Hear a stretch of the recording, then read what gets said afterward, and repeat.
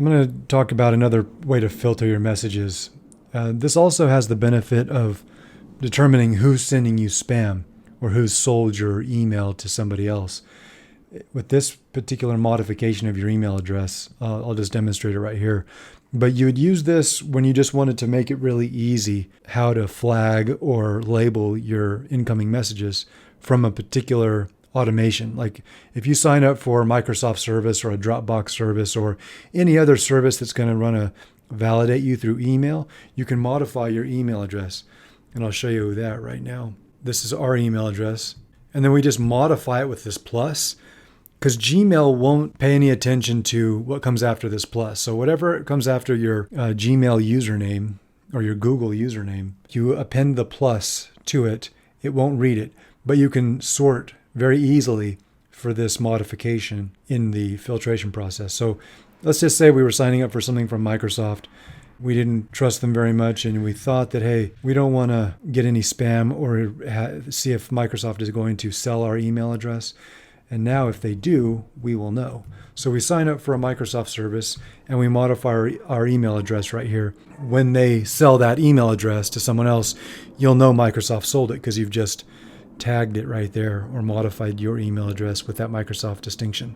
So we're going to just test it as if we were signing up for some Microsoft subscription or some Microsoft service. Obviously, when you're filling out a form, you're just going to use the email address.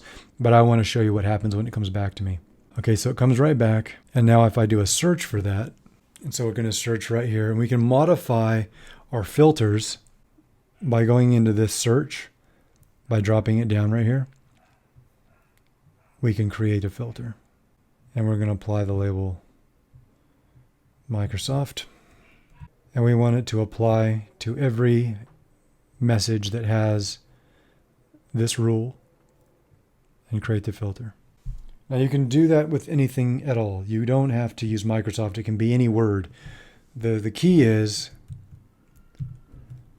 you type your email or your Google username.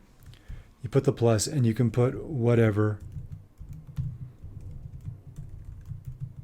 at gmail.com. And then of course you could filter messages exactly like that, and they can be assigned a label automatically.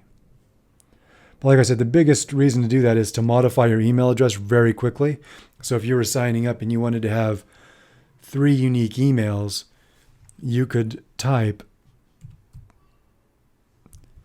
webdesk +1, webdesk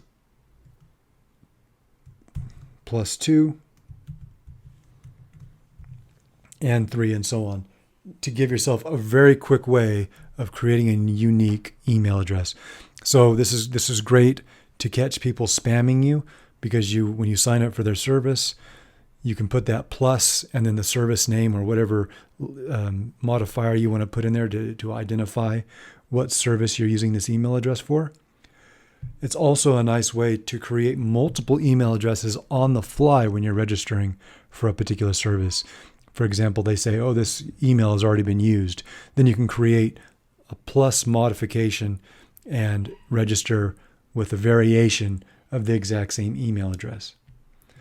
Now, the other way to do this is to put in some dots. I don't like this method because I don't think it's distinct enough, but you can put in dots to distinguish your email address as well if you'd like. Google doesn't read the dots. It basically deletes them or it doesn't see the dots in its code or in its process of filtering or processing your email. So you can put the dots into. I don't like that as much. I like the plus modification, so you can put a label in there with any text you want.